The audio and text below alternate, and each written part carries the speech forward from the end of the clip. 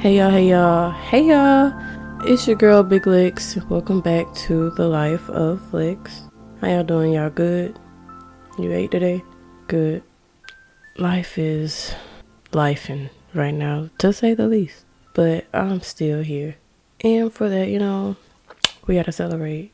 We gotta enjoy the time that we have here. Because it could be a long time, it could be a short time, but spending it worried and sad and all that isn't a good use of that time. That's something I've been learning.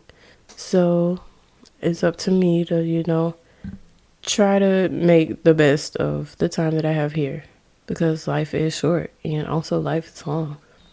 Anywho, I have been working on finding peace and making peace. And, that comes in different forms. Like, of course, I can, just sit in silence.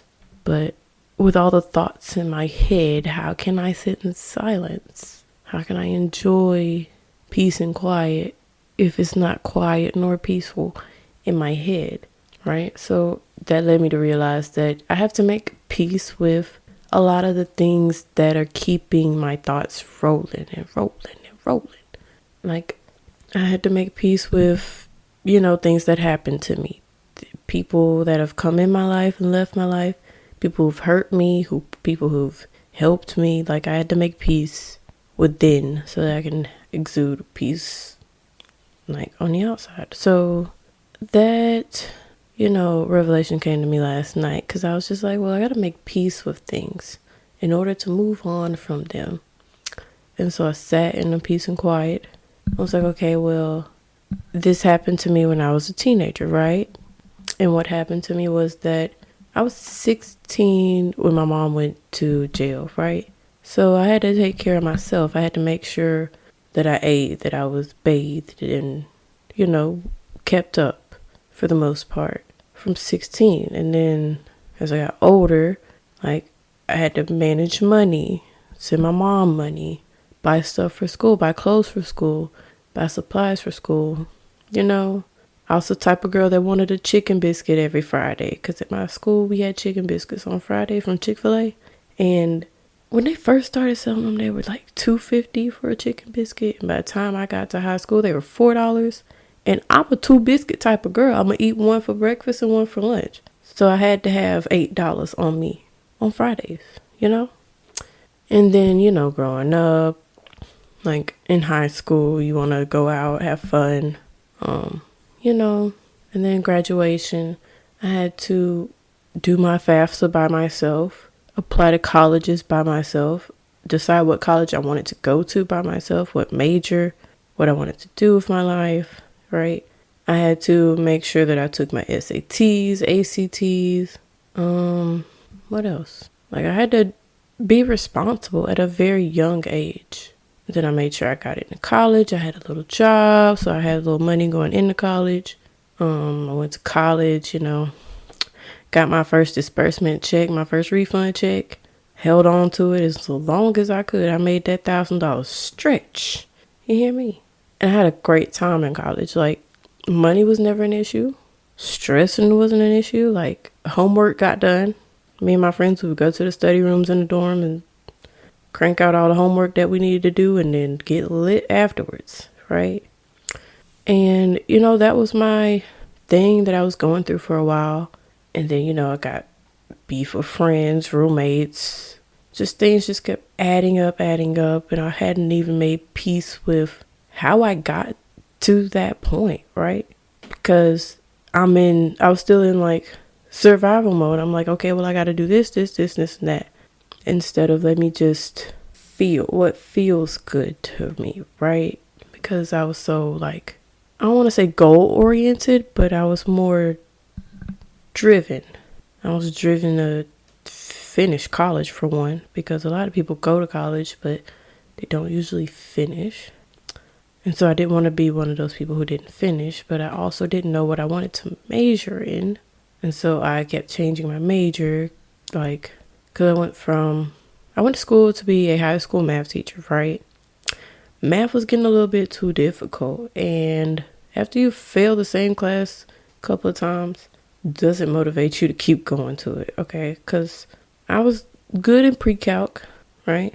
Calculus 1, I failed that one the first time, but I mean, that was freshman year. I was partying all the time. Because my girl likes to party all the time, party. Okay. Yeah, I was partying all the time. And so the second time I took it, I had one professor, I didn't like him, so I switched to the professor I had the first time. And this professor, the tests were similar, so I could study my old tests, and then I was able to pass the tests this semester. You know what I'm saying? I was getting somewhere. I was making progress. Because I couldn't understand him as a teacher, couldn't understand the first teacher either. So I was like, well, I had to figure this out myself. So I passed Calculus 1, then I get to Calculus 2. And Calculus 2 is a whole nother beast, because it's like one of the hardest classes, like that defines if you're going to continue in this major or not, right? First time I took it, didn't go too well. Well, first time I took it was during the summer, and I only went to class for 2 days, and then I just dropped my summer classes, so it really didn't count. The second time was the fall semester, and halfway through, like, I was having meetings with my professor, I was trying my best, right? I was not passing a single test or assignment, nothing. I had all the notes you could ask for, was not passing, and I was getting to class on time. And halfway through the withdrawal line, I was like, well, even if I make a 100 on every test after today, I still wouldn't pass this class. So I'm not going to waste my time. I dropped the class while I was in class. Like, the teacher handed out the tests, and I looked at my score, and it was like 27, I remember. And I was like, I did the math, and I was like, yeah, I'm not going to pass this class. So I just dropped it, left. And the next semester, that spring semester, I take the class again, and this time I get a teacher who's like part of the math department, right? He's, up in the ranks of the math department. So he's, supposed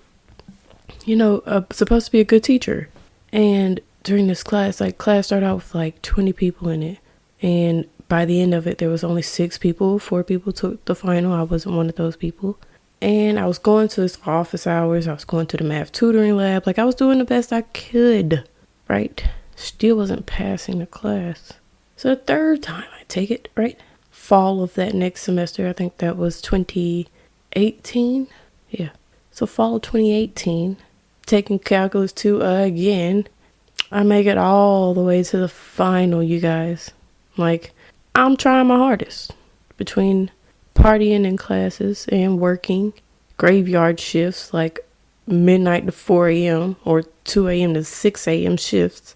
I'm trying my best, right? I get to the final test, right? And I had this calculator, and it had a cheat sheet in it from like high school. And I would just write formulas in it. And so I'd taken the class so many times, I knew what formulas I needed, put that on the cheat sheet.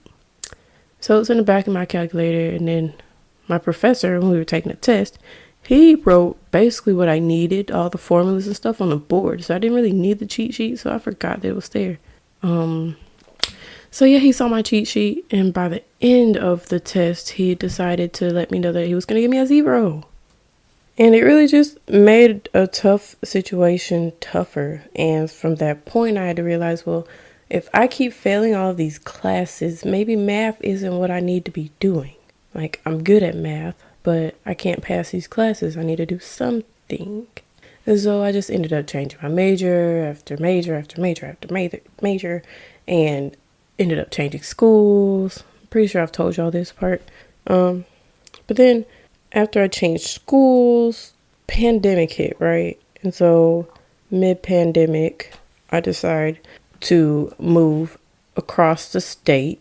So I moved from Carrollton, Georgia to Augusta, Georgia, for no apparent reason other than I had nothing else to do but explore, do something different. And I just moved, left all of my things in my apartment that I had for myself, just moved. And I went through a lot of things there, friends, or the lack of friends. Living in Augusta, I lived in Augusta for 2 years, and I didn't make a single friend.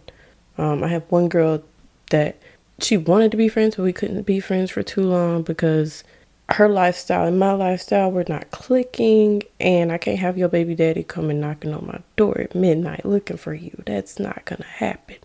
Okay? So, yeah, and then I got a dog. I was just bored all the time. I ended up dating my neighbor.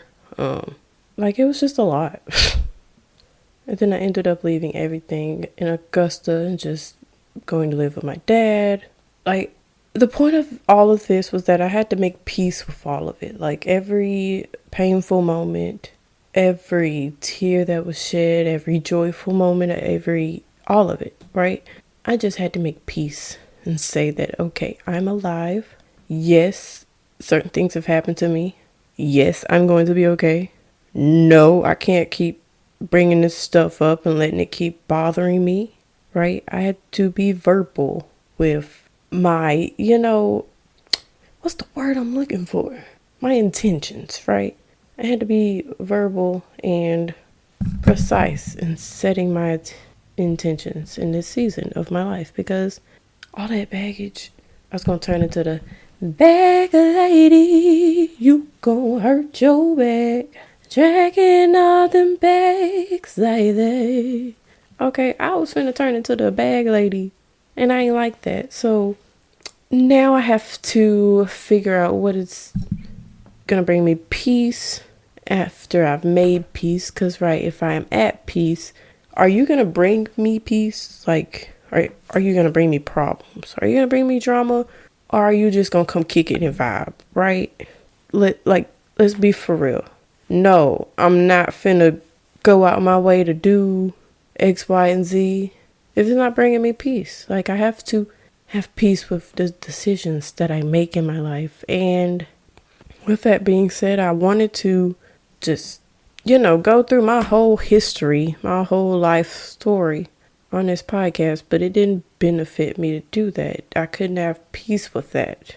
Right? Because then certain people are going to be like, oh, well, you shouldn't have said this and you shouldn't have said that, even though it's the truth, right? I had to be able to make peace with myself and say it doesn't matter, right? It does not matter today what somebody did to me umpteen years ago. So, with that being said, Hakuna Matata, I guess. There's no worries for the rest of my days. Oh, look.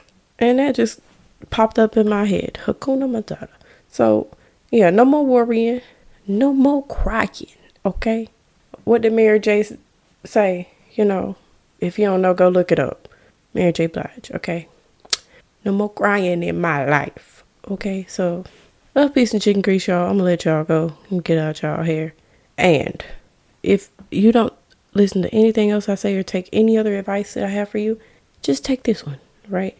Don't go fucking up nobody's day, okay? That's it. That's all. Bye.